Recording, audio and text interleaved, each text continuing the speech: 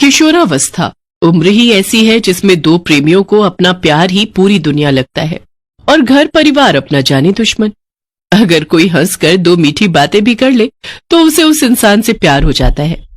ऐसी ही ये love story है मुंबई के सेंट थॉमस स्कूल में पढ़ने वाले चार दोस्त ऋचा, अनिरुद्ध, नव्या और भौमिक की। ये चारों एक ही क्लास में पढ़ा करते थे और एक दूसरे के बहुत अच्छे दोस्त हुआ करते थे। लेकिन कब उनकी दोस्ती प्यार में बदल गई उन चारों को पता ही नहीं चला। ऋचा और अनिरुद्ध एक दूसरे के होमवर्क और पढ़ाई में मदद करते हुए कब एक दूसरे के करीब आ गए उन्हें पता ही नहीं चला और आंखों ही आंखों में प्यार का इजहार भी हो गया। पर इस बात से अनजान नव्या और भौमिक भी उन दोनों के लिए फीलिंग्स रखते थे। अनिरुद्ध ऋचा को बहुत पसंद करता था। अनिरुद्ध एक दिन अपने मन में सोचते हुए, आज तो मैं ऋचा को अपने दिल की बात बताकर ही रहूंगा। क्लास खत्म होते ही छुट्टी हो जाती है। तभी ऋचा घर जाने लगती है तो अनिरुद्ध उसको रोकते हुए कहता है, ऋचा, मुझे तुमसे अकेले में कुछ बात करनी है। इसके बाद जब सभी क्लास से बाहर चले जाते हैं तो अनिरुद्ध ऋचा को अपने दिल का हाल बताता है। ऋचा, मैं बहुत दिनों से तुमसे एक बात कहना चाहता था। हाँ, कहो ना अनिरुद्ध, क्या बात है? हम दोनों बचपन के दोस्त हैं और मैं तुम्हें बहुत पसंद करता हूँ। आई love you.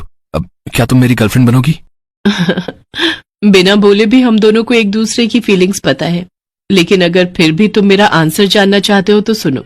Yes, I love you too. मैं तुम्हारी गर्लफ्रेंड बनूंगी। ये कहकर वो दोनों बहुत खुश होते हैं और एक दूसरे को गले लगा लेते हैं।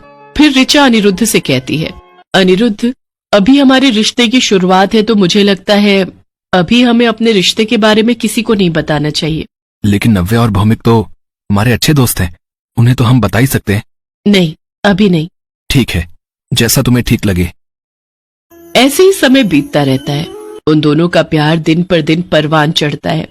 मौका मिलते ही कभी वो खाली क्लासरूम में जाकर एक दूसरे के करीब आने की कोशिश करते तो कभी सबकी नजरों से छुपते छुपाते एक दूसरे को किस और हक करते। एक दिन भौमिक के पेरेंट्स शहर से बाहर गए हुए होते हैं। तभी भौमिक अपने दोस्तों से कहता है, अच्छा लिसन, मेरे पेरेंट्स एक दिन के लिए आउट ऑफ स्टेशन जा रहे हैं तो मेरे घर पर कोई नहीं होगा। ऐसा करते हैं, कल हम सब क्लास बंक करेंगे और मेरे घर पर पार्टी करेंगे। कैसा प्लान है दोस्तों? प्लान तो बहुत अच्छा है। अब क्या कहती हो ऋचा? नव्या, तुम दोनों आ रही हो ना? या डेफिनेटली, ऑफ कोर्स मैं भी आ रही हूँ। अगले दिन वो चारों स्कूल बंक करके भौमिक के घर जाते हैं और पार्टी के लिए वाइन और स्नैक्स लाते हैं। भौमिक अपने मन में सोचता है, आज तो मैं ऋचा को प्रपोज करके रहूंगा। उधर नव्या भी वाइन पीते पीते अनिरुद्ध को ही निहारे जा रही थी। आज तो मैं अनिरुद्ध से अपने प्यार का इजहार करके ही रहूंगी। वो सभी म्यूजिक चलाकर और हाथों में वाइन का गिलास लेकर पार्टी एंजॉय कर ही रहे होते हैं कि तभी अनिरुद्ध ऋचा को इशारा करके अकेले में मिलने के लिए कहता है। ऋचा जानबूझकर अपने कपड़ों पर वाइन गिराते हुए कहती है, ओह नो, मेरी ड्रेस, मैं अभी इसे साफ करके आती हूँ। हाँ रुको, मैं भी तुम्हारी हेल्प के लिए आता हूँ। फिर वो दोनों दूसरे रूम में जाकर एक दूसरे से अकेले में मिलते हैं और एक दूसरे को किस और हक करने लगते हैं और धीरे धीरे अपनी सारी हदें भूल जाते हैं। काफी देर होने पर भी जब वो दोनों नहीं आते तो भौमिक कहता है, यार ये दोनों कहाँ रह गए? अभी तक आए नहीं। चलो चलकर देखते हैं। नव्या और भौमिक उनको देखने के लिए जाते हैं।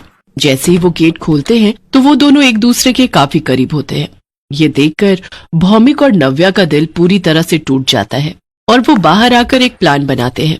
नव्या, मैं जानता हूँ कि तुम अनिरुद्ध से बहुत प्यार करती हो। अगर तुम मेरा साथ दोगी तो तुम्हें तुम्हारा प्यार मिल जाएगा और मुझे मेरी ऋचा। ये कैसे पॉसिबल है भौमिक? वो दोनों तो एक दूसरे से प्यार करते हैं ना, तो फिर हमें हमारा प्यार कैसे मिलेगा? नव्या, तुम मुझ पर भरोसा रखो और मेरा साथ देती जाओ, फिर देखो मैं क्या करता हूँ।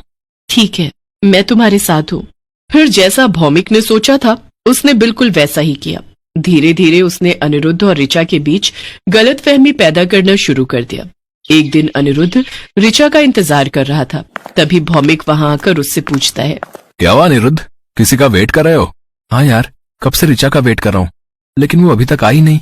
लेकिन मैंने तो उसे हमारी क्लास के तरुण के साथ कार में जाते हुए देखा था। नहीं, इट्स नॉट पॉसिबल, शायद तुम्हें कोई गलतफहमी हुई है। नहीं यार, ऋचा मेरी बचपन की दोस्त है और उसे तो मैं बहुत अच्छे से पहचानता हूँ। हाँ, लेकिन अगर फिर भी तुझे मेरी बात पर ट्रस्ट नहीं है तो तू जाकर नव्या से पूछ सकता है। फिर अनिरुद्ध जाकर नव्या से पूछता है। नव्या भी अनिरुद्ध को वही बताती है जो भौमिक ने उसे कहने के लिए कहा था। हाँ, मैंने भी ऋचा को तरुण के साथ कार में जाते हुए देखा था। ये सब सुनकर अनिरुद्ध आग बबूला हो जाता है और ऋचा को फोन लगाता है। कहाँ हो तुम? कुछ नहीं, मैं किसी काम से तरुण के साथ आई थी। आखिर ऐसा कौन सा काम आन पड़ा जो तुमने मुझे बताना जरूरी नहीं समझा? अनिरुद्ध, मुझसे ऐसे बातें क्यों कर रहे हो? कुछ हुआ है क्या? कुछ दिनों तक अनिरुद्ध ऋचा से बिल्कुल भी बात नहीं करता। इन सब से परेशान होकर एक दिन ऋचा अनिरुद्ध के घर जाकर उससे कहती है, क्या मुझसे कोई गलती हो गई अनिरुद्ध, जो तुम मुझसे बात नहीं कर रहे? मुझे ये जानना है कि तुम तरुण के साथ कार में क्यों गई थी? मुझे नव्या ने बोला था तरुण के साथ जाने के लिए। उसे तरुण से कुछ बात करनी थी तो मैं उनकी मदद कर रही थी। ऋचा, तुम कब से झूठ बोलने लगी? नव्या तो वहां मेरे साथ ही थी। अगर उसे तरुण से कुछ काम होता तो वो खुद ही मुझसे कह देती। वैसे भी इतना झूठ सुनने के बाद अब मुझे लगता नहीं कि मैं तुम्हारे साथ रह पाऊंगा। हमें अपना रिश्ता यहीं खत्म कर देना चाहिए। अनिरुद्ध, बिना सच जाने तुम इतना बड़ा फैसला कैसे ले सकते हो? ऐसा ना हो बाद में तुम्हें अपने इस फैसले पर पछताना पड़े। और अगर किसी रिश्ते में प्यार और ट्रस्ट ही ना हो तो वो रिश्ता ज्यादा नहीं चल सकता। और हमारे रिश्ते में भी प्यार और ट्रस्ट खत्म हो चुका है। ये कहकर ऋचा वहां से चली जाती है। ऋचा और अनिरुद्ध एक दूसरे से बिल्कुल भी बात नहीं कर रहे थे।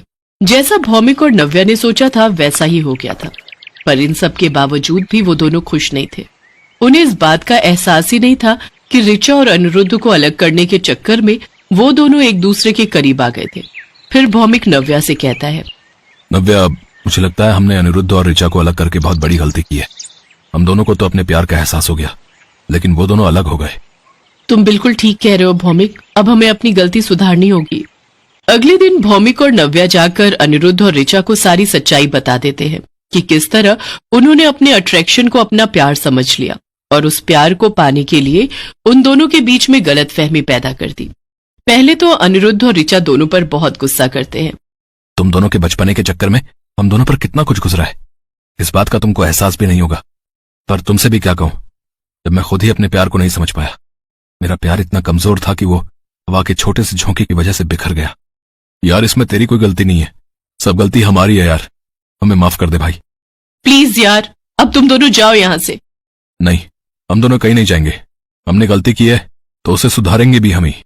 तुम दोनों भी जानते हो कि तुम दोनों एक दूसरे से कितना प्यार करते हो। इतने दिन से अलग हो लेकिन फिर भी एक दूसरे की कितनी परवाह करते हो। कोई तुम दोनों के खिलाफ कुछ गलत कह दे तो उसे तुम सुना देते हो। तो अपने प्यार को एक और मौका दे दो। बहुत सोचने के बाद उन दोनों को एहसास होता है कि प्यार तो इंसान से कुछ भी करवा सकता है। इसलिए वो उन दोनों को माफ कर देते हैं। साथ ही साथ एक दूसरे से भी माफी मांग लेते हैं। नव्या और भौमिक भी अपने प्यार का इजहार एक दूसरे से कर देते हैं और इस तरह उन चारों की लव स्टोरी पूरी हो जाती है।